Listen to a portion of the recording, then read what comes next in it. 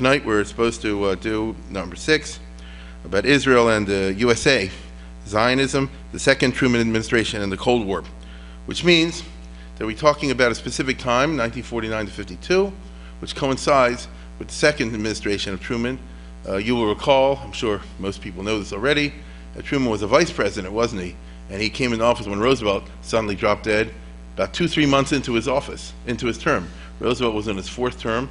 In other words, he was inaugurated in January, think about the dates. He was inaugurated in January 20th of 45, and really within early April or something, he was already dead, and Truman was the president. So he really served out all of Roosevelt's 4th term, but he did so not having been elected president. And then, as we all know, he ran in 48, that famous election with the iconic picture, Dewey defeats Truman. You know, he was an underdog, etc., and he won an upset election. So now, the state of Israel deals with someone after it's been established in May of 48, and now in 49, and afterwards, the state of Israel, which is brand new, is going to deal with the same president, with Truman, but who's now more confident because he actually got elected on his own terms. And Truman really did come in with big plans to change a lot of things domestically. It didn't quite work out that way because it wasn't as strong as he had imagined. He won an upset election, but during the second administration, this is very important for our story, Truman is not a politically strong president. He did some interesting things. For example, he was very conservative financially in light of the current crisis of the United States. He balanced the budget. He was a farm boy, but he did so, as we'll talk about a little bit later, in a dangerous way by cutting to the bone the defense, right? He really slashed the defense tremendously, which partially led to the Korean War. So it's a very, very tricky business, which leads me to one of my main points tonight, and that is that it was during Truman's administration, it's the first administration, you have the rise of the Cold War that we all know between America and Russia, and the Cold War totally dominates American policy during the second Truman administration. The U.S. was a little bit not aware, certainly the big shots in the government weren't totally aware of who Russia is. That's just the way it went under Roosevelt. And during the Second World War, we spoke about this in the past. Yes, we did. And that's just the way it was. And secretaries of state certainly had no idea what Russia's really like. Roosevelt himself, to be perfectly honest, didn't understand what Russia's totally like. And Truman, when he came into office, didn't understand exactly what Russia's like, but he learned. And over the course, this is basic American history 101. And over the course of 46 and 47, all the rest of it, became very aware of what's going on over here. And by the time Truman starts his second administration, it's interesting, his whole inaugural address, and I'll just show you a tiny clip when he's actually having his own inauguration, having been elected, is dedicated to attack on communism, which is pretty interesting. And I'll tell you right now, the theme of the second Truman administration is no diplomacy, no nothing, tell it like it is. You know, give him hell Harry. And this will affect American policy in the Middle East as well as everything else. Let's take a look at this for a minute to start our story.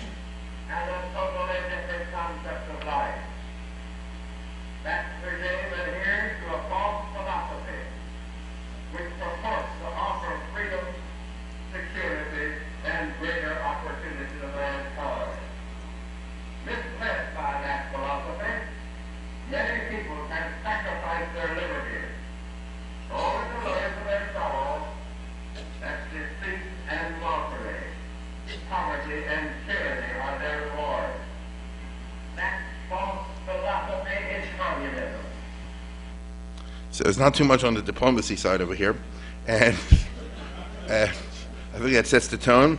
And more importantly, for American policy in the second Truman administration is the fact that he handed over to one of the strongest secretaries of state in American history, this guy, Atchison. Okay? And Truman, if you know who he was, and we'll be talking about that tonight, was the kind of person, if I choose you and if you're loyal to me, then I give you 100% loyalty back, so you run the foreign policy. And Atchison was a cold warrior, my goodness. And he's actually the personification, you might say, of the Cold War. He even looks the type. He was one of America's leading lawyers, and the bottom line is, he was let's put it this way, the Russians, especially under Roosevelt in the first Truman administration, used to negotiate the following: you give, you give, you give, and we give nothing. You understand? And the way it is that it often works in the sense that if you keep saying no, and I want to get a deal, so I'll move over to your side. In the second Truman administration, for every no you do, I give 2 no's. So there is negotiations between America, but not really. It's a time when there's an absence of communication between the United States and Russia, because Truman and Atchison know that the Russians are no darn good and they're cheaters and liars. I mean, that's their philosophy. And instead of giving anything, you simply concentrate on building up your side. Okay, creating alliances, reviving Western Europe, introducing and implementing the Marshall Plan, and creating what they call situations of strength, because that's the only thing the Russians respect. You understand? There's no point that they don't negotiate ever. At least Stalin, that's the way they saw it. And it was true, by the way. Stalin doesn't ever give anything unless he has to. And therefore we have to create situations in which they have to. He's often called America's only French Secretary of State, because Atchison's mind, they always said, you don't think like an American and you don't think like an Englishman, you think French, very logical and that sort of way. And there's a lot of truth to that. Now, Atchison wasn't coming from nowhere. He had actually been in the Harvard Law School, one of the top guys at Harvard Law School, and afterwards he clerked for Brandeis. Okay? Yeah, that's right. In fact, he deified Brandeis. If you read his writings, he always referred to Brandeis in beyond the highest terms, because I'm talking about over here, and the quality of Brandeis's, what's that? Whatever, it doesn't matter. He says God help me from mathematicians and scientists, I'm telling you. Bane of my existence. Anyway, but what it means is he wasn't simply the typical white Anglo-Saxon Protestant guy, white shoe law firm. He was all that, but he also had these very interesting engagements in the course of his career with certain prominent Jews. And I'll tell you again, he was a clerk, which means a Talmud of Brandeis, and afterwards he was one of his very closest friends. If you hear, was Felix Frankfurter. You see that they many times, let's put it this way, every day that Atchison was in office, this was a famous scene you see over here. He always walked from his house in Georgetown together with Felix Frankfurter to work. One went to the Supreme Court and one went to the State Department, and so you can't say that he was totally neutral on this subject, which leads to something very interesting, because in Atchison's memoirs, which are very famous, they're called President to Creation, they won the Pulitzer Prize. He's a brilliant writer. You can imagine he was a very smart guy, and Truman was always very proud. I have such a brilliant Secretary of State, which is true, but let's go to the next one. He says, this is Atchison's words, "From Brandeis, whom I revered, and Felix Frankfurter, my intimate friend, I learned to understand, but not to share, the mystical emotion of the Jews to return to Palestine and to end the diaspora. In urging Zionism as an American government policy, they had allowed, so I thought, their emotion to obscure the totality of American interest." So I told you, he's America's French Secretary of State. You can't deny he's right. From the strictly pure point of American self-interest, the way a European country would do it, the Arabs got the oil, the Arabs are the zillions, the Jews are nothing, they're a tiny group, they cause nothing but trouble. It's been trouble for 60 years for America, but that's a certain way of looking at it. And we'd be a lot better off if they hadn't done this. So even a great man like Brandeis, who's so brilliant, such genius, was a great American. This is Atchison's thing, and he was a great man. No, but when Nebuch, for perfectly understandable reasons, when it came to Jewish matters, he couldn't see straight. And same thing with Felix Frankfurter, who was such a brilliant jurist and Supreme Court judge and all the rest of it. And on every other subject, he saw so clear and so discerned, all the complexity issues so well, and so on and so forth. But Nebuch, when it came to Jewish stuff, to Zionism, you can't blame the guy was Jewish. And so it's he comes in with this kind of approach. But it might be a lie, because look at the next one. This is Lloyd Henderson. Lloyd Henderson was the personification of the State Department person that you think of, the cold diplomat. He was in charge of the Near East Division during the 40s when the State Department fought against Zionism. He had been the United States minister to Iraq. He's a famous diplomat, but he was the real striped pants guy. I won't say he's anti-Semitic, but he was violently anti-Zionist, no question about it. And And what does he say? He said, Dean Acheson was a man of great warmth. He kept largely aloof from the Palestine issue for the reason that he cherished a deep friendship with Frankfurter, and he thought if he came out of Israel, it would break the old guy's heart. And so, on the one hand, he says, I always, totally pursued American interests, but the other guy said, no, you didn't. And so, it's going to be a very interesting ride that the state of Israel has with this guy in charge, with Acheson in charge of American policy. And I'll tell you again, he was in charge. Basically, Truman said like this, you just keep me fully informed, and he was very loyal to Truman, very, very loyal. He said, you keep me fully up on what's on top, and then I put you there, you run the show. You understand? It's America. It's famous that Truman had almost a daily press conference. It was a different presidency in those days. He had like a daily press conference, and they would say, what do you think about this foreign policy issue and that foreign policy issue? And they're always trying to trip up, if the president says one thing, the Secretary of State other, and he made mistakes like that with Marshall and the other Secretaries of State. But after January of 1945, it was very famous. Most of the time, he kept his mouth shut, and Truman said, you have any question on foreign policy? Ask Acheson. You see? So that's who we're dealing with over here. The two core elements of it, so United States foreign policy will be crafted and executed by this man. Okay, I understand. And he's very famous for creating America's successful Cold War policy that all the other presidents simply followed. He wrote up the blueprint, and the others simply followed it. That's all they did. The two core elements of Acheson's foreign policy were, number one, containment, and number two, mutual security. In other words, this guy, George Kennan, Acheson, who's the famous American diplomat who warned about Russia in the first place, a very brilliant guy, and Acheson put him in the State Department as head of the Policy Planning Bureau, as they call it over there, and he said, you design exactly the way it should be, and I'll make sure it happens, and that's what happened. And so right off the bat, when we talk about containment, we mean there's Russia, but then there's everybody else. We have to build alliances all around Russia. Well, you and I grew up when they called the free world. He says, all around Russia to hem them in. And the idea was like this. You can't go to war because there's nuclear war, and then what's that going to do? So that's not an option. So the only other thing we can do, even though it's not fun, is we have to arm ourselves, and then we have to make all the other countries that are not communist allied with us, and then act as a barrier so Russia can't expand.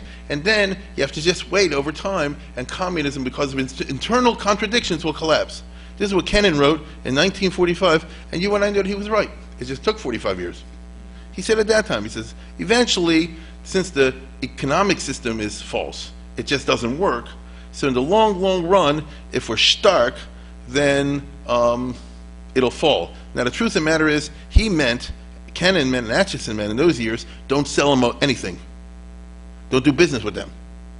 You're not going to war and you have an embassy and all that kind of stuff, but just give them no economic incentive whatsoever. Not Russia, not any of the Iron Curtain countries, and let them stew in their own juice. And that was the policy under Truman. They sold them nothing, and they bought nothing, and that's the way it went. I can just tell you now, looking back, in retrospect, it's easy to play, 20/20 hindsight, but that's what historians do. If they would have kept that policy, Russia would have collapsed at least 10 years earlier. Because the other presidents, Eisenhower and then Kennedy and Johnson and Nixon and so forth, they broke that, and they started selling Russia and actually helping them out in certain ways, if you know. And the only guy who reversed that was Reagan, to be perfectly honest. And when Reagan did that, in 8 years, Russia collapsed. I mean, that is the history of the Cold War. So this is the era that we're speaking about over here. The great first achievement of Acheson was great NATO, which is the North Atlantic Treaty Organization, which means that he got all the countries in Western Europe in 1949 to sign a mutual defense treaty. This is a very important element for our story over here with Ben-Gurion. But Acheson gets England and France and Belgium and Holland, Luxembourg and Italy, all those countries, and he breaks precedent because George Washington said America should never have any kind of treaties with any other country involving foreign policy and defense, because you create dependency. As Washington put it so famously, a country that has a friend or has an enemy is in equal measure a slave. Right? And this was a hallmark of American policy, but Acheson said like this, it's a new day, I would like to do that also, but you got Russia to worry about, and therefore we have to follow logic over here rather than sentiment, and therefore what we have to do is, as you can see over here, there's the containment policy. This is Eastern Europe, but all this should be, all of this should be like a ring around Russia. That was the theory behind it. And But again, when they start the NATO policy, which was a major achievement in American foreign policy, because they all agreed to follow America. Today, President Obama, President Bush, none of them could get Europe to do what America wants. But Acheson pulled it off. It was a different time, and America had the money, and Europe didn't. It was a different era. But he also was a more impressive type of diplomat. And you'll see in a second a famous scene. One of them, it's a historic American scene in which all the different foreign ministers from Europe get together, and they say, if Russia attacks any country, we all go to war. That's the heart. That's the heart of the whole business. And it's the North Atlantic Treaty Organization, so it only applies to Europe and the North Atlantic. And the idea goes like this: if we would have had this in Hitler's time, then Hitler never would have started World War II. That was the basic line of reasoning. Let's take a look at this. Give you a feel for that era. Here's in the State Department, 1949. That's Acheson. That's Britain, Bevan. They got all the foreign ministers from all these countries to come to Washington to sign this. The treaty shall enter into force between the states which have ratified it, as soon as the ratifications of the majority of the signatories, including the ratifications of Belgium, Canada, France, Luxembourg, the Netherlands, the United Kingdom, and the United States, have been deposited. Okay. And they, there's a whole scene. I don't have the time to show you the whole scene, but it's interesting what's available now on YouTube. Anyway, the effect of NATO on international relations and on thinking around the world was electric. For the first time, the Americans, instead of talking, they did something, and really it's a message to Stalin. You move to try to take over this country or that country, it's not going to work anymore. Maybe you grab Romania, maybe you got Poland, maybe you got Czechoslovakia, but ad con. You understand? If you go after Germany, you hear what I said, Germany? If you go after any of those other countries, it's a world war. So think about it. Now, we'll never know, fortunately, it worked. When I say it worked, a war never broke out. And that's the idea. So Truman was taking some pretty daring steps, and Acheson was. And I can tell you right now, the thought, this was going through Ben-Gurion's mind during these years. A Verstunken little Luxembourg, like this before, is safe from Russia because they have a defense treaty with America. Israel, that's the panacea. Israel needs a defense treaty with America. You get it? Then all the Arabs, it won't mean anything, because nobody will be willing to tangle against America. And Ben-Gurion had a very simple mind, what I mean by a clear mind, and he believed in following something fanatically, because it worked with Zionism. He started in 1906, and it took him 40 years till he got to Israel. So you follow this idea, you hit on the Americans again and again, with ceaselessly, and say, we want a defense treaty with America, defense treaty with America. It became an idée fixe, as the French call it, an obsession. Israel wants a defense treaty with America. This will be a supreme, maybe the supreme objective of Israeli foreign policy for the next 15 years when Ben-Gurion's in power, under Eisenhower and Dulles, and under Kennedy and Rusk, until Ben-Gurion left in 1963. None of these guys want to do it. Okay? In other words, it's the Chassan wants it, but the Kala is not too happy. So America had no interest in anything like this. That doesn't mean they're anti-Israel exactly, but the North Atlantic Treaty Organization is a special thing. It's about Russia, it's about world policy, it's a threat of Soviet Union. Israel, das ist etwas anderes, you know what I mean? It's a little country in the Middle East, it's a completely different set of circumstances. And Ben-Gurion said, no, Israel's being threatened, and the same way America's being threatened, and so on and so forth, and it didn't work. Now Ben-Gurion wanted to do this, first of all, to get the defense of the powerful United States, the country with the A-bomb and all the rest of it, but also because, as we'll see tonight and Mirza Hashem next week, one of the features of Ben-Gurion's personality, he had a lot of aspects to his personality. One of them is he was a very staunch anti-communist. That's just part of who he was. You understand? He was also a this, he was a that, but one of the features was he was a bitter opponent of communism, as only a democratic socialist can be. You understand? In America, the communism is so far away that was just, we don't have nothing to do with it, but it's not in our front yard. The socialists in Europe and places like that grew up in a socialist movement in which the communists are always trying to infiltrate and take over the movement. The only way you can repel it is fighting them at board meetings and at general membership clubs and at rallies, and it creates an anti-communism like Ernest Bevin, for example, in England, and others had. And so a lot of the people who put together the NATO was not only Atchison, who was a capitalist, but a lot of European statesmen who were staunch socialists, but precisely because they're socialists, they hate the communists. So it's a funny kind of business. NATO certainly will prove successful in Europe, and that's going to lead Truman and Atchison eventually over the course of their administration. Let's go back to that map that we had a few minutes ago. Yeah. Okay, so here's NATO when I'm pointing with my pointer right now. And so the next logical step is to do it here, in the Middle East. As a matter of fact, the Middle East runs to here. So look what just like you cut Russia off here, you cut Russia off here, don't you? Up to Pakistan. You know, Turkey, Syria, Israel, all the regular Middle Eastern countries, Iraq, Iran, and Pakistan, Afghanistan. So if you can, keep all that color, so to speak, it'll be the corollary to containment. Very interesting. It kind of makes sense in the abstract. It didn't work out so well. But now that I've given you the broad outlines, so for someone like Truman and for someone like Atchison, how does the Arab-Israeli conflict fit into all this? It's a major irritant.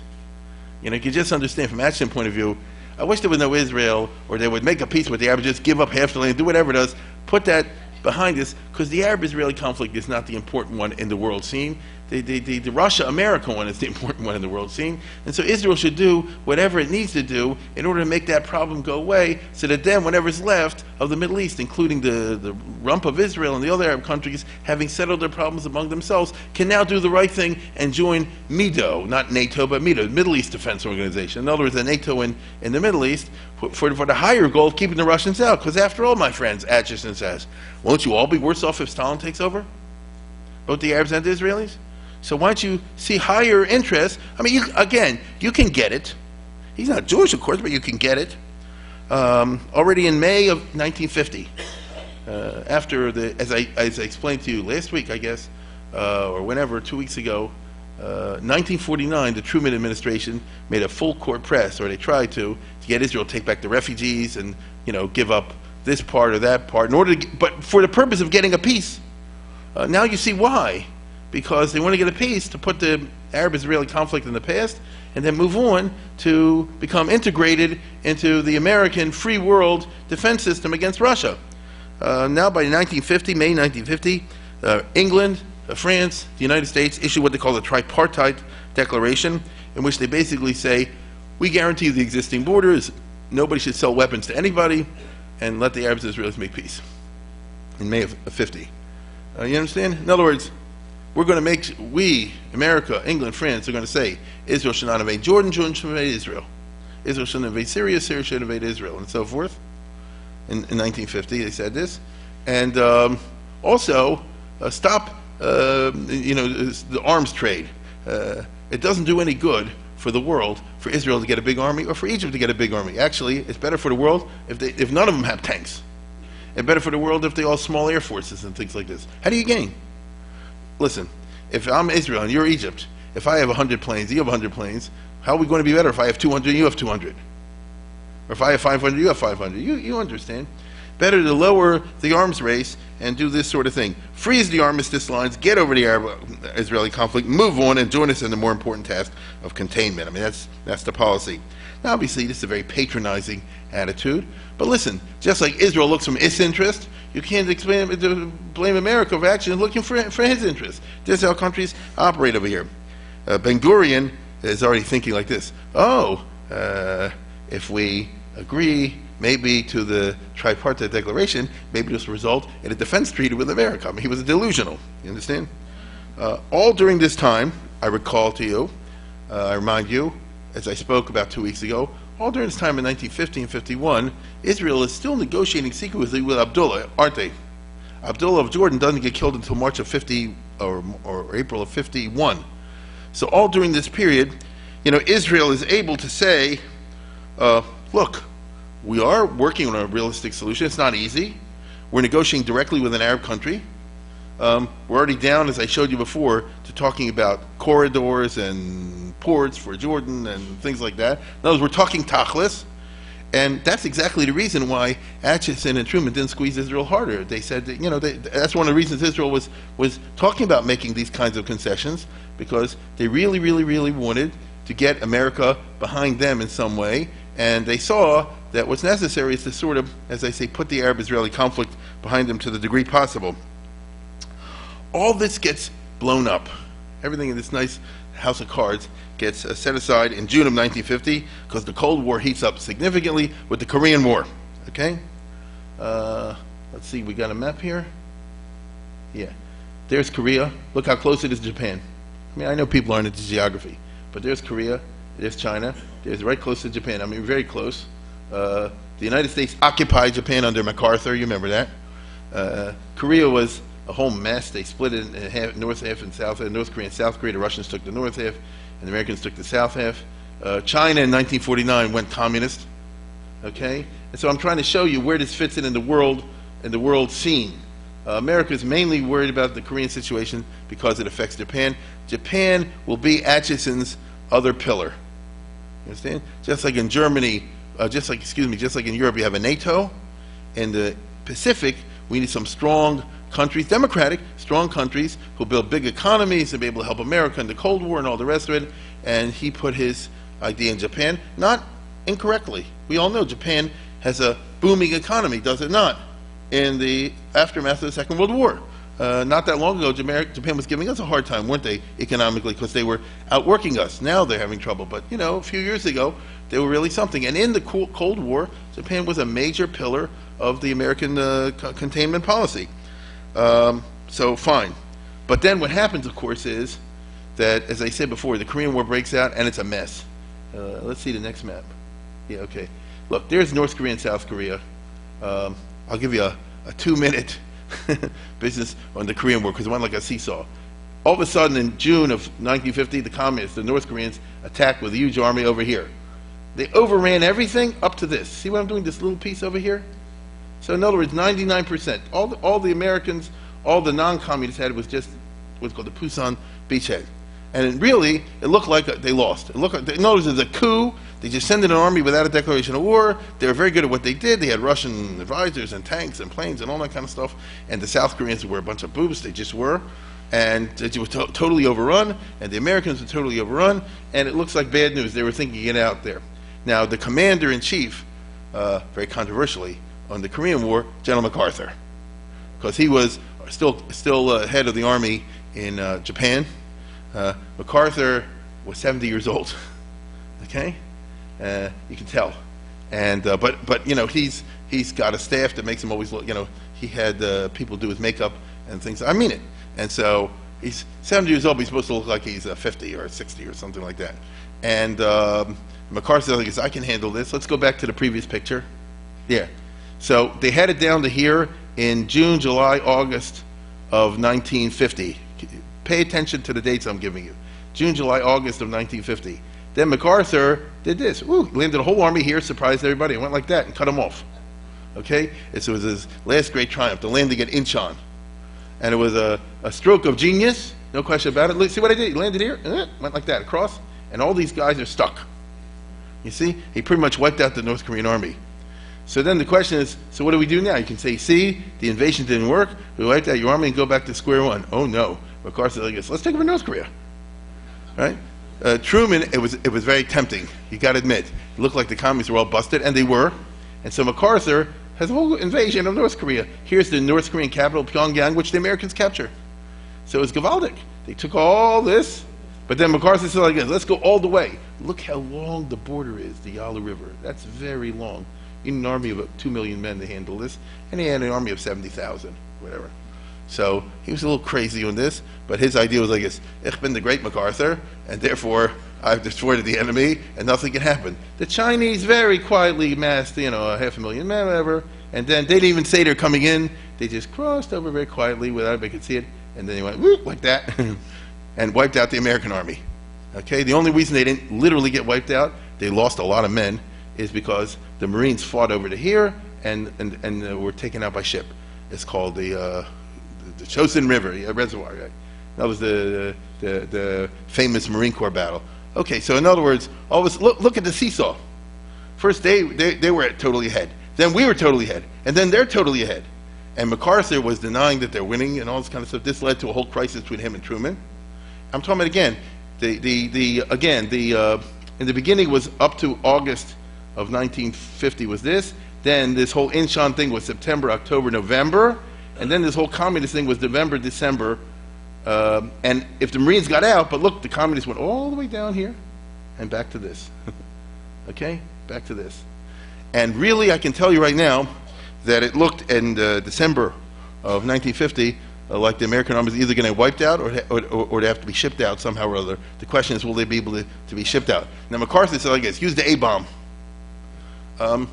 It was very strongly considered. It's not so simple. Take a look at this news brief from December of 1950 when people are scared. And I want to tell you, in other words, it's World War III. You're talking about the A-bomb. Let's go to that. This is something they used to show in the movies. At the White House in Washington, top defense officials of the nation gathered to discuss the gravest world crisis since Poland and Pearl Harbor. The flagrant aggression of Chinese communists. It's Marshall, I think. Arouses the country's ire. With the North Korean bandits Atchison. control and with the promise that UN troops would be withdrawn, the unexpected entry of 300,000 Red Chinese across the Manchurian border may well precipitate World War III. President Truman voices his accusation of red imperialism. The forces of the United Nations are in Korea to put down an aggression that threatens not only the whole fabric of the United Nations, but all human hopes of peace and justice. If the United Nations yields to the forces of aggression, no nation will be safe or secure. If aggression is successful in Korea, we can expect it to spread throughout Asia and Europe and to this hemisphere. We are fighting in Korea for our own national security and survival. We have committed ourselves to the cause of a just and peaceful world order through the United Nations. We stand by that commitment. On the battlefront in Korea, United Nations forces fight desperately to meet the Red attack. Here our troops must face what General Nagawa has termed a new war. Outnumbered more than 2-to-1 by Chinese and North Koreans, the UN forces hope to regroup and to meet the overwhelming attack, which has broken their good lines of defense across northern Korea. The President has stated that the use of the atomic bomb is being considered to halt the communist onrush inspired by Russia. His hope is that the employment of this devastating weapon will be unnecessary, but the final hope lies with the United Nations. At a momentous meeting in late success, the Red Chinese delegation from Peking hear themselves charged with every crime on the calendar of aggression by Ben C. Lin, representative of the Republic of Korea. While Mr. Lim talks, the delegation, whose hordes are threatening world peace, refuse to take their seats and face their accuser. I point my finger at these representatives of the Chinese Communist regime, and I ask, why do they come here with unclean hands? I ask again, why does this group come here with the hands that drip with blood? The blood of the United Nations troops, the blood of the Korean people. Blocking a United Nations motion to order communist Chinese armies to leave Korea, the Russians used 3 vetoes. On each of the votes, Russia's Jacob Malik was the only dissenting voice. The United States, represented by Chief Delegate Warren Austin, took up the debate and further accused the Chinese of aggression in Korea. That's enough for now. You get the idea. The whole world went nuts. I'm trying to say, if you lived at that time, it's Armageddon. Right? Nobody figured the Korean War is going to work this way or not. Now let's go back to the picture of Korea, the map of Korea that we had before, if we can. Right? I'm trying to show you what was going on in the world. Let me put it this way. All of a sudden, the Arab-Israeli conflict moved to the back. True? You know, Abdullah and this, back burner. Major back burner. Because, listen, you know what MacArthur wanted to do? He couldn't admit that the communists are winning. So he said, yes, let's take radioactive waste and go like that. And then they can't send any soldiers down because it'll be a poison zone. So he was thinking science fiction. I mean, you can do it, but we would be introducing a tremendous new violent element into the war. But you know, MacArthur was a soldier, and he said like this: The only thing for a soldier is victory. I don't know any other kind. I've never had somebody, a jerk like Truman, who says you fight, but you can't fight all the way. It's a famous speech he gave. And so what I'm trying to say is the whole world was going nuts, and Truman actually proclaimed a national emergency. It's another movie I won't show with you now, in which they're talking about rationing, and they appointed a guy, the head of General Electric, to be the economic czar of the country. And one of the things they did was they went into super fast expansion of the armed forces. You see, the dirty truth goes like this. When Truman was re-elected, he cut the defense budget, the entire defense budget, to $15 billion. Think about that. Now they spend $15 billion on a boat. He says, but the whole $15 billion, and there was what they called the rebellion of the admirals and the generals, and he didn't care. You understand? He fired them and did whatever he said. He said, we're going to do this, because he was thinking, and I totally get it. He said, we want to balance the budget and help the economy. So there was no American army. When the Russians attacked, when the Koreans attacked, there were no soldiers. He said, Truman, if you know, tried to abolish the Marine Corps. And then yeah, it's famous. And what do you call it? When the war happened, it's a good thing they still had 2 Marine divisions, because they don't want to fight the war. So many mistakes were made, and the United States basically caught with their pants down. There was a terrible business. And now it's December of 1950, and where's it going?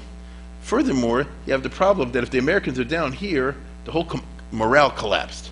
There's books on this, they just stop listening to orders, and just, there's this attitude on the part of the soldiers that just give up.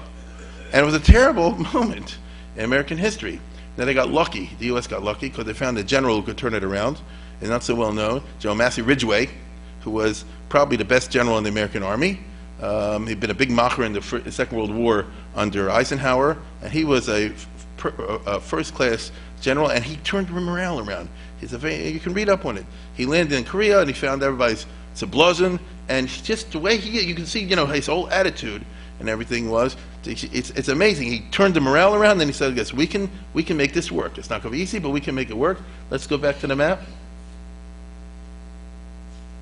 And he said, "I guess, listen, we're going to organize ourselves, and we're going to go like this, then we're going to go like this, then we're going to go like this, little at a time, and like this, and everybody's going to stay in line." And all the generals, first of all, he fired all the generals and the colonels. He brought in new ones. But that's the way to do it. And he gave him promotions. He sent them to Hawaii, things like that. But get him out of the way. It's a very interesting story. And he was a general by the book. And he always flew in his own plane in front of the front lines to show everybody, how courageous he is.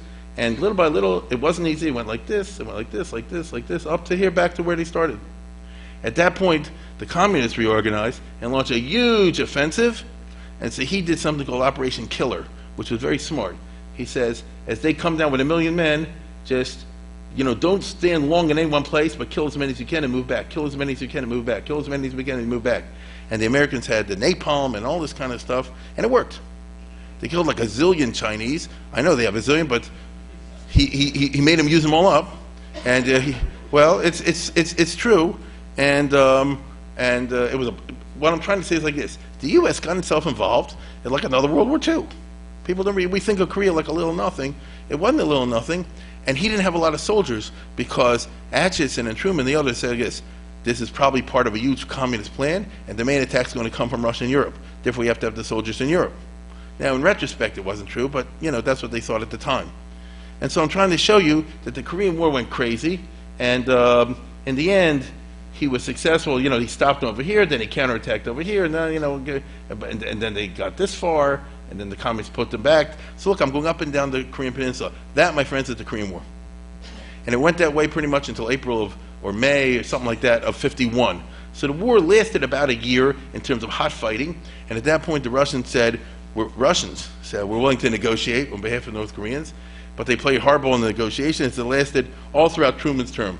For next year and a half or so, they talked all the time about negotiating. They had little battles here and there, but the lines didn't really change. And so if you know how the map of Korea looks today, the line is a little bit north of this. This is how it looked straight in 1950. And 9, if you can see over, it's a little bit north because the Americans conquered a little bit north of the line. And it's only when Eisenhower became the president and he said, "I will use the A-bomb," that they said, "All right, we'll," and he might have, So they agreed to that. So that's where Korea's been ever since. And as you know, North Korea is a crazy country. They were then, they are now. It's nebuch if you're in that part of the world, and that's what it is.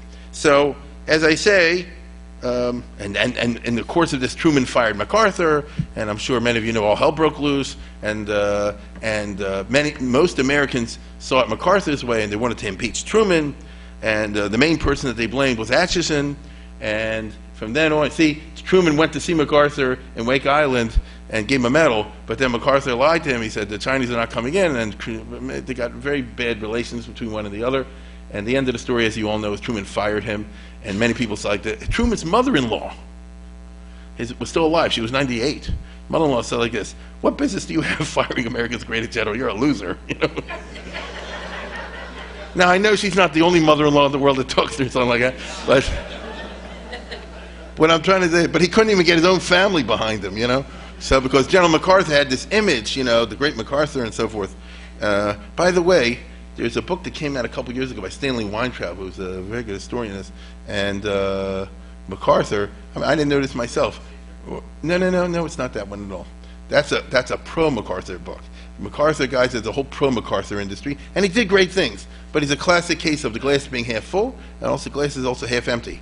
He made great achievements. He also did terrible mistakes. And he told his staff, he said, "You ever look at Truman closely? Do you notice what I know?" He says, "He's a Jew." He says, "You see the glasses, and he's got that look in there." And anyway, a lot of people think it's Harry and Truman, right?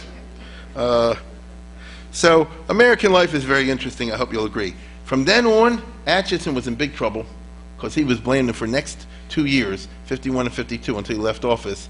The Republicans and people like that, and Joe McCarthy and all those guys said, "Fire Atchison, he's a communist spy, he's a thorn in the side, he held MacArthur back from winning the war, he's the one sabotaging everything, he's responsible." This is the exact opposite of what the case was. You understand? It's the reverse of what actually was going on. Atchison was the architect of the Cold War. But the Republican right wing went nuts, I mean really nuts, and these years are particularly notorious. And I'm sure you know the next fellow over here. I mean, his whole career over here his main thing was fire Truman Atchison. You understand? And Richard Nixon got into it, and he says Atchison, cowardly college of communist containment or something like that. And these are very hard. Atchison wanted to resign. He said, "I'm a liability," and Truman says, "I don't fire you. I know that this is a lie." And Atchison said, "What's going to hurt you?" He said, "I'd rather be hurt than do that." It's a very interesting story. And he was hurt by that. So, again, think how this is all going to happen. When Israel visits Washington in 1951, they're under a total political siege. Constantly, the newspapers and the columnists and all these people are saying, Truman and Atchison, they're the cause of all the trouble, and they're the ones that are sabotaging the Cold War and all the rest of it. And the morale at the State Department hit rock bottom because every day they were accused of being communist spies and all this sort of thing. And it was an era when there were a lot of American communist spies. For example, Alger Hiss was convicted in court for being a communist spy, and the Rosenbergs, happened exactly under Truman.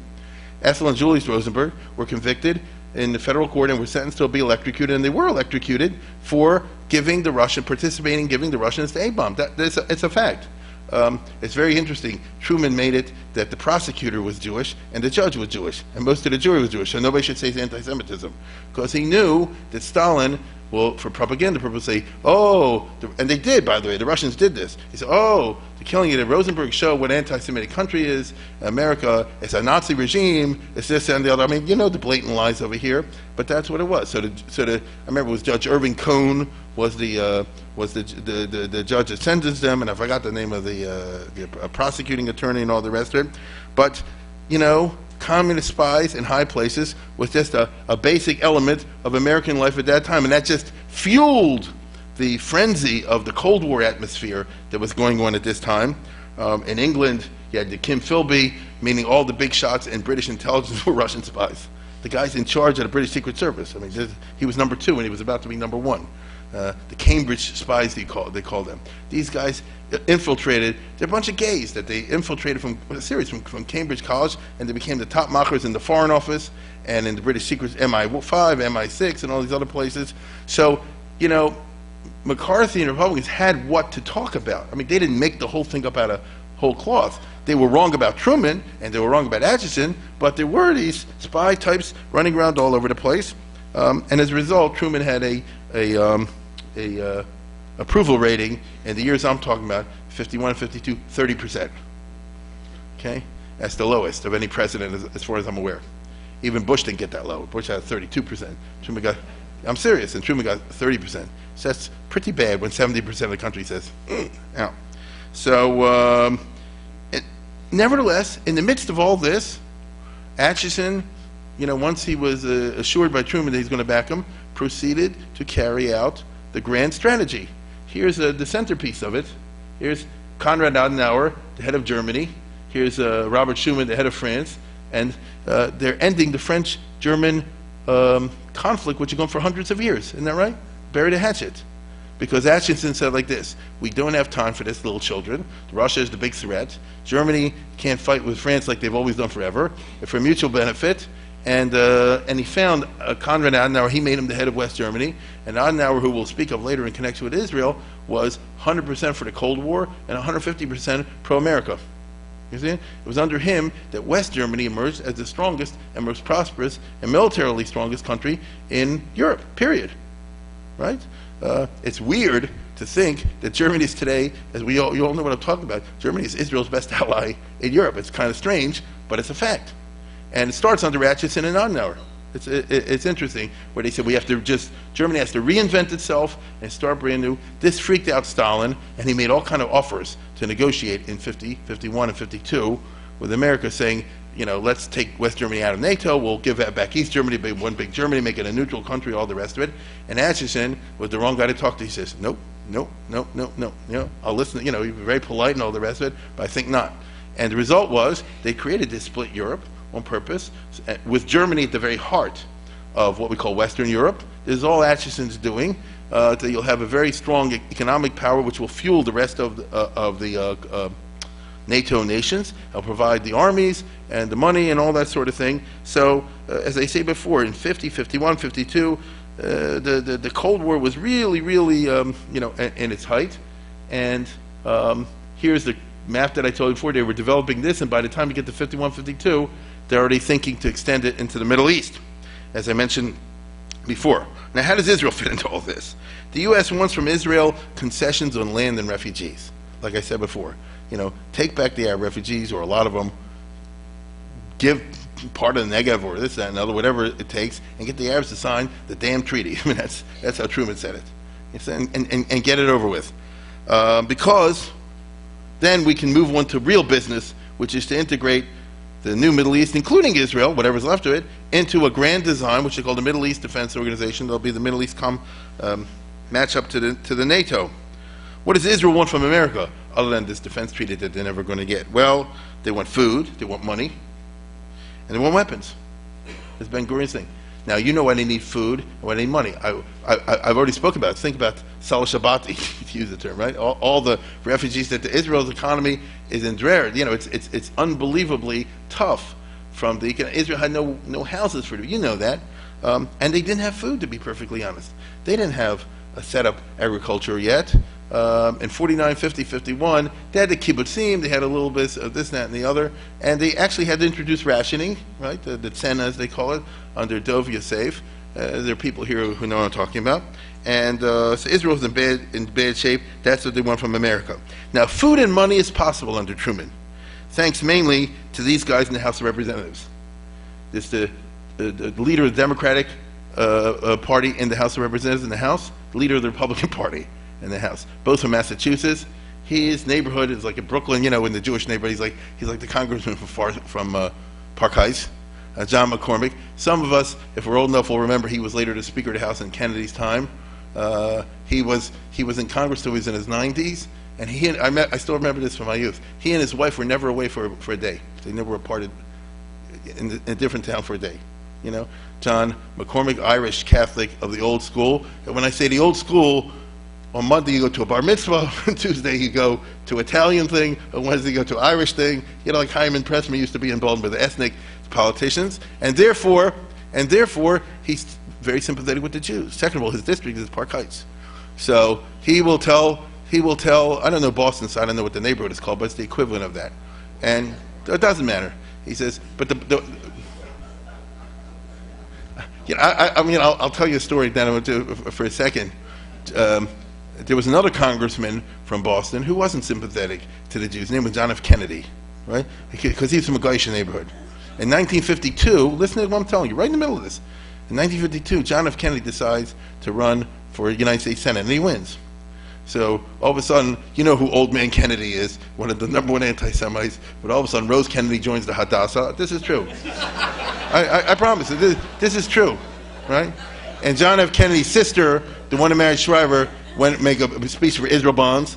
You know, you do what you need to do, but it wasn't working. You understand? The Jewish community, they said, Old Man Kennedy can't get after it. So when they were real desperate, and the Kennedys, that's the bottom line for the votes, so they called McCormick and they say, you make a rally and tell the Jews this for our side.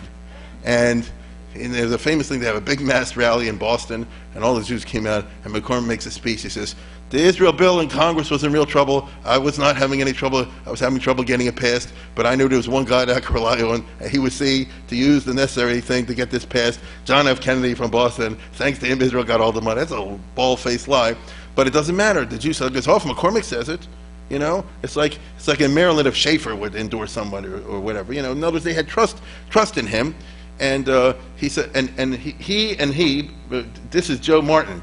Joe Martin was from a non-Jewish district in Massachusetts, and also, it was very interesting, I don't exactly know why. He was an extreme right-wing Republican. He was the leader of the pro-MacArthur and Fire Truman guys. You understand?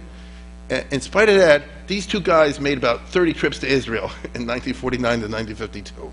They went there over and over again. Somehow, there's something I don't know about the Joe Martin story, but they were both in the tank, so to speak.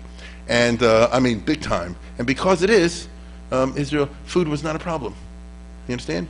And money also. If I mentioned a couple weeks ago, if Israel would have had an AIPAC organized, which stupidly they were against at those times, they couldn't. I mean, we'll never know, but I'm giving you my best guess. He says, I think that if they would have the AIPAC properly organized, and which you had in America, such types, Abba Hill, Silver, and the others, they could have gotten all the money to cover the refugees. You see? Because money is something that you can get.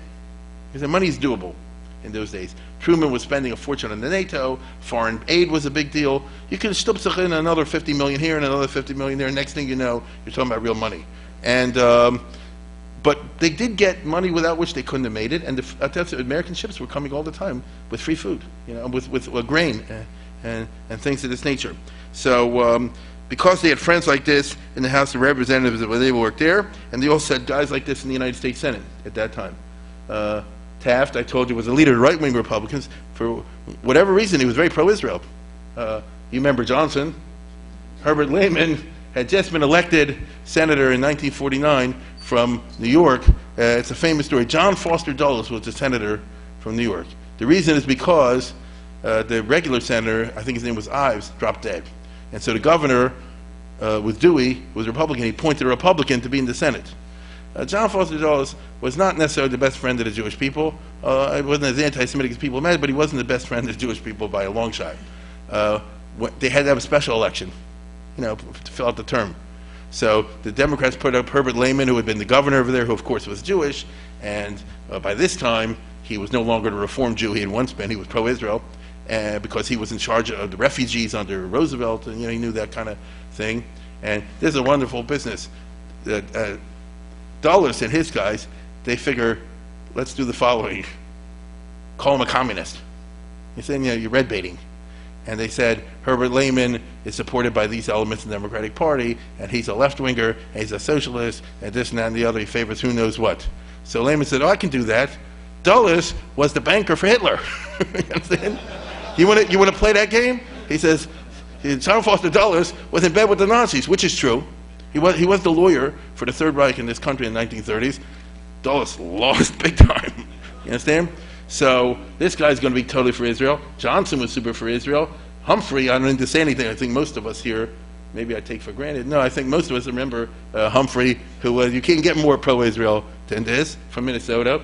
And this guy you probably don't remember from long ago, Senator Douglas from Illinois, who was a leading liberal. These guys that you see over here, besides Taft, these guys represent the old Democratic Party, which was very left-wing but very anti-communist. You understand? They were in favor of Social Security and eventually Medicaid and Medicare and all the social programs without a question. And they wanted farm subsidies, all the rest of it, but they were super duper against Russia. They understood what that's all about. And therefore they were super duper pro-Israel. It's very interesting. So Truman wasn't as strong in the Congress as Israel was. It's funny, you understand? The thing though is, so if it's talking about food and money, you can get it. Weapons is not so pushing. Right? Weapons is not so simple. Ben-Gurion said we need tanks, we need planes, this, that, and the other. Ben-Gurion's general policy was to put primacy in the army, and I understand why, because of Israel's existential security threat. And Israel did not have much weapons at that time, and it's totally understandable. Ben-Gurion constantly wanted weapons, he's bugging them all day long. The United States at that time was not really interested. They said if we give Ben-Gurion weapons, he'll start a war, which may have been true. Also, this will tick off the Arabs. The whole point of the tripartite declaration was to lower the arms thing. It's actually, the argument that America was making is, it's better for Israel for you to have two guns and for them to have 2 guns than for you to have 1,000 guns and they to have 1,000 guns. Lower it down. But Ben-Gurion didn't see it that way. He said, he didn't, let's put it this way, he did not agree with Atchison. They always had this fight. When Atchison said, I'm your best friend, you don't understand what your interests are. Lower everything down and keep it down. And Ben-Gurion said, no, we want the weapons. After June of 1950, American policy with the Korean War was no longer totally decided in regard to the Middle East. As I told you before, lechatchila, if he had his way, Atchison would say, let the Jews and the Arabs end the war and then join up on our side for the Medo. But the Arabs said, we're not interested in Russia, we're interested in getting England and Israel out of the Middle East. You're always worried about Stalin. Stalin is far away, we're not worried about him. We're worried about the regular problem you have over here, which is Israel and the fact that England still had bases all over the place and they were very unpopular. The Arab attitude was very frustrating, therefore, to the United States and Britain. Ben-Gurion kept saying like this, we want to join NATO, right? We want to be on the American side in the Cold War. And that means we get a defense treaty, right? That means we get weapons. You see? Ben-Gurion was a Cold Warrior. That's one of the things he was. It's just interesting. Ben-Gurion, I mean, you might laugh, you might cry. Ben-Gurion, when the Korean War started, he offered to send Israeli troops to fight in Korea. Yes. He was thinking of this. Here's Count Cavour. He said this. He said, we were like Count Cavour. Count Cavour is over here. He was the famous Italian statesman who was the Prime Minister of Sardinia, which was one of the Italian states back in the 1800s. And I know you don't get it, but Italy was a bunch of different countries. Make a long story short, Count Cavour joined the Crimean War with England and France against Russia. What the heck does Sardinia have? Fighting the Crimean War. He said like this, because I want a seat at the peace table, and since we will have been an ally of England and France, we'll get Italy, and it worked. You see? So Ben-Gurion is confused, a little delusions of grandeur. If Israel sends a brigade to them, then we'll get the Middle East, But but that's the way he thought. That's the way he thought. By the way, a bad aspect of this is it sabotaged Israel's chance for any good relations with Red China. And when China became a state, they wanted to have good relations with Israel. And they wanted to send an embassy, all the rest of it. And Ben-Gurion turned them down because they're afraid of offending America. And when he changed his mind, the Chinese were already angry at him. They said, you want to send troops to Korea to fight us? You're a lackey of the Americans. And for the next 30 years, right? China was the #1 enemy of Israel and helped the PLO and all this sort of thing. And it's still not so simple, is it? But they went through 30 years of this was a terrible political mistake on the part of Ben-Gurion and Charette. But, hindsight, as I say before, is easy. I'll speak more about that, I hope, next time. It certainly makes Israel poison with this guy, right? And don't laugh at that, because remember, Stalin had helped Israel in 48. So one of the points I plan to make next time is, was Israel wise in its anti-Soviet policy? Was Israel wise in its very blatant, unnecessarily blatant, anti-communist stridency? You understand what I'm saying? I'm talking from Israel's point of view. Here's what it is. By 1951, it becomes clear that to America and England, militarily, the Arabs are weak reeds. Although they do have the vital real estate. The Arabs have all this land, but their armies take off kaparas. If there's ever a Russian war, they're not going to be worth anything. The Egyptian army, they're tiny, they're small, they're corrupt, and so forth. On the other hand, Israel, by 1951, they say, Israel does have a strong army, relatively, an impressive military, and they also occupy an impressive piece of real estate. I mean, here's the Suez Canal. It's very important. But you could also have a road that goes like this, country, right through the Negev, up like that. And so if you want to send your soldiers, this is how the generals were thinking. If we have a war with Russia, we'll need to send things this way, this way, or this way. If the Egyptians or somebody closed the Suez Canal, Israel's a good alternative. You see? And Theodor Herzl was already thinking about building a canal like this. And every once in a while, Israel talks about it, but they wouldn't do it because that would launch a war with Egypt. You know, Egypt wants to have the monopoly in the Suez Canal. These are big Middle East issues that go on forever. By 1951, Ernest Bevin died. He was Israel's #1 enemy. He was replaced by this guy. Bevin died and was replaced by Herbert Morrison, the new British Foreign Secretary. Herbert Morrison's, what shall I say, let me get this straight now, his son-in-law was Jewish. Mandelson, if you know the Lord Mandelson, the Peter Mandelson in England, is a big shot in the Labour Party. His father was the son-in-law of this guy. And so let's put it this way, he's quite different than Ernest Bevin. And Ben-Gurion and Morrison are already starting to talk. And Ben-Gurion said, I guess, include us in the NATO, and we want to join, we'll send the Israeli army in there, and the British, oh my goodness, Britain can send up military bases there, and America can set up airfields over here, and the British Commander-in-Chief General Sir Brian Robertson visits Israel famously in 1951. This is all poison to Russia. You understand? I mean, it really was stupid, but that's what they did. And Ben-Gurion said, yes, now we'll get weapons. Right? Now we'll get what we've been looking for. But then Ben-Gurion screws it up because America started to really think about giving them weapons. And then this happened. Remember I showed you last week about the Israel-Syrian border? So there are always little problems here and there. Ben-Gurion wanted to take this over. This is the DMZ, the demilitarized zone where no soldiers are. He sends in soldiers over here. The Syrians shoot back. And then Israel launches in April and May gigantic military operation where they killed thousands of Syrian soldiers. This was a certain mishigas, but that's what he felt was the way to go. And then Truman actually says, I guess, whoa, we're not giving you weapons, you're crazy. You see? And it's very famous, you know, it was an indefensible kind of action, but Abi Ibn was at the United Nations, and he gave one of his famous speeches where he defended it, and Ben-Gurion wrote him a famous letter. He says, I myself wasn't sure about it was right, but after having listened to your speech... Right? A few weeks later, in 1951, Ben-Gurion visits America for the first time since he's prime minister. He came there because of Israel bonds, but he also wants to see Truman Acheson weapons. You see? Let's take a look at this. But before we do, you're going to see a lot of smiling and all the rest. It's all lies. You know that. Right? I mean, in other words, Acheson was like, can't we get rid of you and put someone else in there? You know, and Truman would say, right there, guy, you know what I mean? It's, give me the weapons. So, on the other hand, all the American Jews, what I'm showing you is Israeli government documents, so therefore everything's wonderful and light. And you'll see Ben-Gurion visits Truman, and then he goes straight to Warren Atchison, he goes to the Defense Department, to General Marshall, and everything's gewaldig. But, as I say before, as I'll try to explain immediately thereafterwards, that's not where the real action is happening. Go ahead.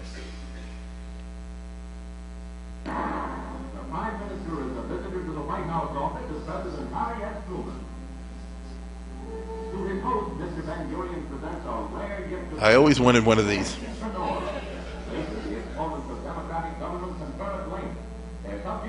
World peace and the economic development of Israel and the Middle East. While in Washington, the Prime Minister, still accompanied by Ambassador Ivan, meets with Secretary of State Dean Acheson. The main topic concerns the strengthening of friendly ties in the Middle East. As head of the strategic Greek government, Mr. Ben-Gurion brings the American diplomat a vivid and realistic picture of the political situation in that vital area of the world, even as he also brings to the Secretary of Defense, George Marshall, the military picture as embracing the Middle East.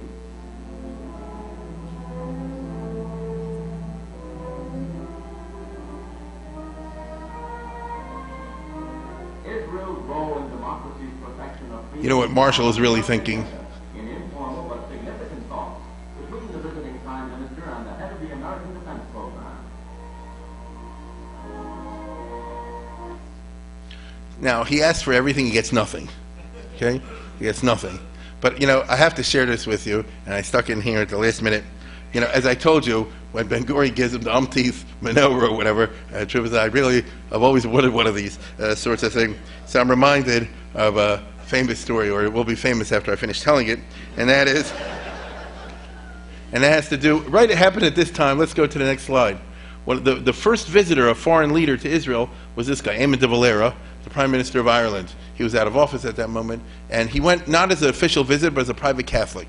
He went to Jordan, to the East Jerusalem, to the Church of the Holy Sepulchre, then he went to Israel, Nazareth, that whole route. But meanwhile, once he was in Jerusalem, so Ben-Gurion said, Eamon de Valera is the George Washington of Ireland. He's a famous person in European politics and history, and so he invited him over, and they had a meal, and this and that and the other. And Ben-Gurion gives him a menorah, and Chaim Weizsäcker gave him a pottery, and this was a thank you, and I forget who, David Harwitz gave him something, like a thing from Ireland, from Irish Pilgrim from long ago, and thank you very much, and all the rest of it. Then he went to see Rabbi Herzog, okay? But Herzog was the chief rabbi of Israel, a great Gaon, right? A very great Gaon. He was the chief rabbi of Ireland for 20 years almost. You understand? I don't know if you know this or not. In the 1920s, until he became chief rabbi of Palestine, he used to be in Ireland. So he was very close to Eamon de Valera. In fact, I'll show you a piece that I found on YouTube. It's amazing. You'll hear Rabbi Herzog talking, and then Drew Pearson is saying after him. He says, I love the rabbi's Irish accent. You understand? Go for the next one. This is what Chief Rabbi Herzog meant when he said, upon the present violent tension, storm and stress rises from Jerusalem the prophetic summons for peace, or shalom, which in Hebrew language is one of the names of God.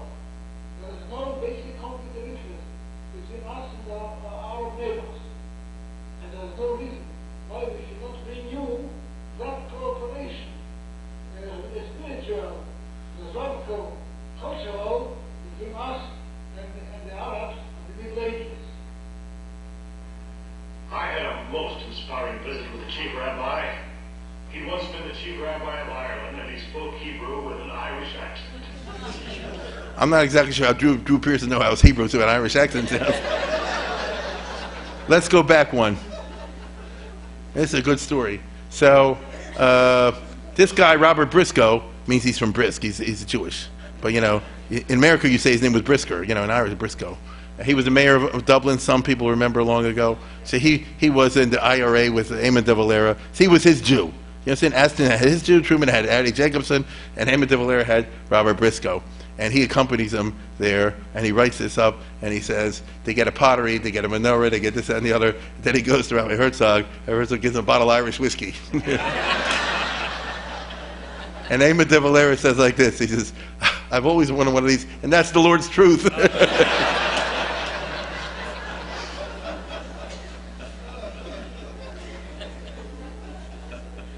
So who needs fiction? Anyway. Now, as I told you before, what you see on the screen is often what's not happening. But something very important happens in Ben-Gurion's visit, in 51 in Washington. But it's not shown on the screen. It's the one exception to his failures in Washington, and it has to do with this guy. Let's go past this. Yeah, General Walter Beadle Smith, who was a very important American general. He had been Eisenhower's chief of staff. You understand? Eisenhower ran the war? Not really. Beadle Smith ran the war for Eisenhower. Not that I want to take away the Eisenhower. That's an accomplishment also to pick the right people. But General Walter Beadle Smith had the organizational skills to make the D-Day and all the other things happen. So it's a very impressive type of person, a very high pressure type of job. Never went to West Point, rose from the ranks. It's extremely unusual. You understand? It's extremely unusual. And how should I put it? In the course of World War II, the fact that they had such a high-ranking general who had risen from the ranks made him very popular with the GIs. I'll show you something in a minute. Audie Murphy, anybody know what I'm talking about? He was America's most decorated soldier in World War II, a young guy from Texas. And after the war in 1955, he made a movie about himself because he became a movie star for a while until he collapsed with drug problems and things like that tragically later on. From the wounds in the war and all that. It's a sad story. But for 10, 15 years he had his act together, and he made a movie called To Hell and Back, about his experiences, and he really did win the Congressional Prize and this prize. I mean, he was a military hero. And when he made this movie, so Eisenhower and these other guys all said like this, he says, I'll give the Hakdam if you want. You know what I mean? Because famous person, he says, I want Walter Beadle Smith. Interesting? Take a look at this.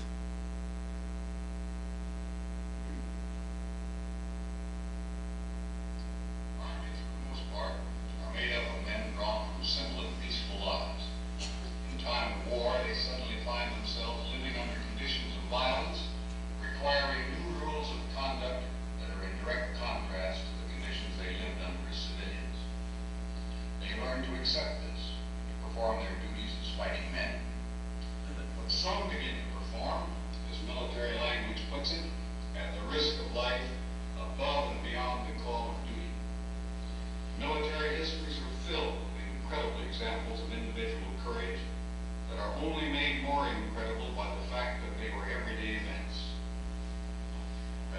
Staff Officer at Supreme Headquarters in World War II, it was my privilege to know the records of many such men.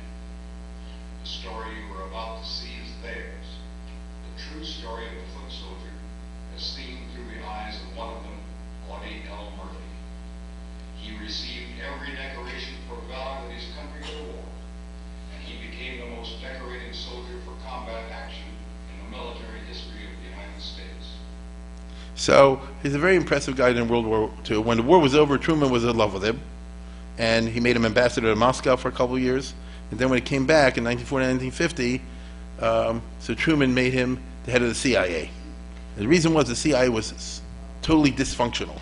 When it was started in 1947 with the National Security Act, and America had very difficult problems where even today we have this problem. Isn't that true? Everybody knows the CIA is problematic even today, but it was super problematic in the late 40s. And they said Russia is at the Cold War, and we don't know what's happening, and this is crazy. And the people they put in charge of the CIA were idiots, and it was really a bad news. And then the Korean War happened, and Truman said, I need somebody really in there.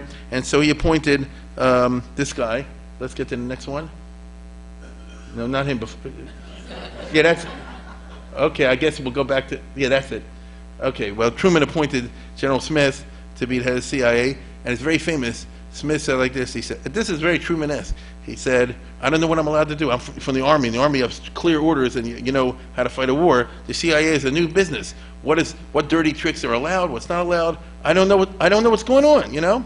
And Truman said, I give you carte blanche. I know you're a top guy. Just do whatever you think is right.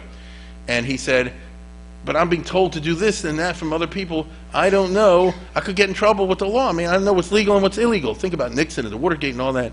And Truman said like this, you just shut up. And he took out a piece of paper from his White House desk, and he wrote down something. They handed it to him, and it was a undated signed pardon. No, you missed the point. You missed the point. He said, if anybody gets in trouble, I'll get impeached. No, that's the point. He said, the buck stops here. If you do something wrong and you show this pardon, people get angry at me. That's what I'm here for. It's interesting. I haven't heard any politician do that since 1950. But that shows you the kind of relationship that he had with these people. And Smith totally reorganized the CIA. This is very famous. You know, he got it for the first time from supreme dysfunctionality to marginal dysfunction. I know. Well, in his time, they got better because he was the type of guy who could be a CEO of a corporation. You know, you have to organize the spying side and the analysis side and this side and that side. I don't know how it works, but he did. Smith had a long record with the Jews. It's very interesting. He was Eisenhower's chief of staff, and that means when the war was over, Eisenhower was in charge of Germany for a while. And I told you in earlier lectures, not that you need to remember this, that as soon as the Second World War was over, the U.S. Army treated the DPs very badly. Okay? Until some of them complained to the congressman, went to Truman, and then Truman cussed out Eisenhower, and he said, you can't treat these people who are victims of the Nazis, you can't treat them like the Nazis did. And as a result, they completely reorganized everything, and Smith was put in charge of that. And this guy, Rabbi Nadich, I don't know if anybody remembers him, but Judah Nadich, he was a famous conservative rabbi. He's from Baltimore, from East Baltimore, and he went to YU. And after YU, he went to JTS and became a big conservative rabbi. And that's what he was for his career. But in the end of the war, he was appointed by Eisenhower and Smith to be the Jewish advisor. And he did a lot of good work. I mean, no question about it. He did a lot of good work. He became very close with Walter Beadle-Smith. They went around to Poland, where the pogroms were, and they went to East Germany. You know, all over the place. He got a first-hand view of what the Jewish situation is. And even though Smith comes across a very tough kind of guy, which he was, but he opened up on the Jewish issue. When Ben-Gurion goes to see him later in 1945, and Ben-Gurion said, we want to Zionize everything, and the reason we want to do that, bring in madrichim from Israel, and try to organize schools and all this sort of thing, because these DPs are so zerbrochen, right? They're so shattered from the war, and they have no morale or anything like this, that at least if they'll have, desire to go to Israel and all the rest of it, it'll give them a purpose in life. And Smith says, I hear what you're saying, and it's okay. I'll authorize, even send army planes, U.S. Army planes, to bring madrichim from Palestine at that time in 45 and 46 and 47 over there. So they had a certain relationship over there. I've seen contradictory evidence, but I can just tell you this much. There is strong grounds to believe, but I don't know if it's 100% true, that Walter Beadle-Smith, his mother was Jewish. Right? I'm not sure, but it wouldn't be surprising, and like many American officers, he would hide it. right? General Mark Clark was like that. There are these generals that you don't know about, to one of the others. On the other hand, I've also seen evidence that it wasn't true. But here's a person that's in a very important position, obviously. When he comes in, he recognizes in 1950 the Korean War is on, and the CIA is a joke, and he's got to do something about it. And being a very practical guy, how do we get information from Russia? How do we get information from Russia? And they said, well, we send guys over, and the Russians catch them all the time because we're too amateurish. And we got spies that are giving it away. How we got to get information from Russia? Do something, you know? Do something. And he finds this guy, James Jesus Angleton, in the CIA, and Angleton, who is a capable guy, says like this: I have a friend, Teddy Kollek. I met him before the war when the Mossad Aliyah Bet was organizing in the Iron Curtain countries, as I described to you. And so Israel, quote unquote, had a kind of network in Romania and Poland and all these other places, not for the purpose of spying on Russia, for sneaking Jews out. But hey, as a byproduct, they know where this fort is, and they know who built this road, and they might know the Russian colonel over here, and this sort of thing over there. And Teddy Kollek gets together with him, and Teddy Kollek is on Ben-Gurion's staff, and they cut a deal. And he said like this, he says, if the CIA will help Israel, Israel will help the CIA. And they take it to Smith, and he said, I guess, well, good, let's do it, because we have no sources of information of what's actually going on behind the Iron Curtain. It's all not reliable. And on the other hand, here you have 500,000 people coming out of the Eastern Europe, Romania, Poland, Bulgaria, Czechoslovakia, Hungary, etc. And some are getting out of Russia, even, you know, sneaking through Poland. And the CIA, together with the Mossad, as they're going to call it in Israel, under Teddy Kollek, they go to every one of these refugees and they interview them. You get it? Ben-Gurion sanctions this. And they can say, where are you from? I'm from Sosnovich. And what are you telling about the Russians? Oh, the Russians have a base 3 miles away. It's in the covered by the trees. Oh, ding, right? And where are you from? I'm from Zamość. And what's in Zamość? He said, well, there's a Russian general over there. He's a drunkard. He's got 3 girlfriends and so and so. Oh, ding. This is how the intelligence business actually works. Now, England can't do this. France can't do this. You understand? All the spies that the CIA do, they're all duds. Israel can do it. That's the bottom line. And so the result is that as a result of Teddy Kollek and Angleton telling him to use Israel as a unique asset, Smith says, I commissioned this, and I told you, Truman gave him carte blanche. You do whatever you see is necessary to do. I trust you. You're going to do what's best for the United States. And so Israel, he has a secret meeting, not what you saw in the picture, after he goes to see Atchison and Marshall and Truman and all the rest of it. Then he goes to Georgetown, to the home, the private home of Smith, and there they talk real tachlis. You understand? And basically what they say is like this: we want to sign up as an ally for the CIA, but the CIA should give money and training and help to the Mossad, and because they're running spy service, costs millions and millions of dollars. This way it won't come from the regular budget, it'll come from the CIA extra money. Truman basically said, take whatever money you need, I trust you. And you know and I know that as a result of this, Israel will actually emerge during the Truman administration as an American ally, but a secret one. And this remains true more or less till today. Currently, I don't think the relations with the CIA are that great, but in the Cold War, they were number one. And that was actually, what it meant was that, let's put it this way, it's of crucial importance because Walter Beadle Smith will be the head of the CIA under Truman, and then he'll be the Deputy Secretary of State under Eisenhower. Remember, he was Eisenhower's Chief of Staff. Smith will be one of Israel's most effective behind-the-scenes friends in the highest circles over the next decade. Let's take a look at the next one here. Keep going. Yeah. Smith and Dulles will be like that. And Israel could do a lot worse than have somebody. I'll just give you one example. When the 56 crisis happens, when Ben-Gurion invades the Sinai, and then Eisenhower's going to cut off the money, and it was really tough, and the whole Washington clammed up. They didn't have anything to do with Israel, because they're backing Eisenhower. And the only thing to do, Ben-Gurion sent the guy to Washington, he said, talk to Smith. And he did. And Walter B. Smith to Dulles and the other guy says, you can't let Israel just fall down. We need them too much. And I don't want to say that's the whole picture, the reason that they backed off, but it's a major element when a person of this stature who's not Jewish is saying you have to help back Israel.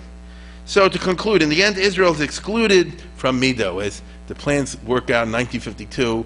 Acheson finally works out a Middle East Defense Organization minus Israel, because the Arabs won't join otherwise. But NATO doesn't really happen. You see, the Arab states aren't really interested in some kind of Achesonian plan to be containment against Russia. Instead, in 1952, in the middle of 1952, an entirely new reality will emerge in the Middle East, this guy, right? And then it's a brand new house of cards. Then this upsets all the calculations and creates a brand new reality, but that's not for tonight. We are done.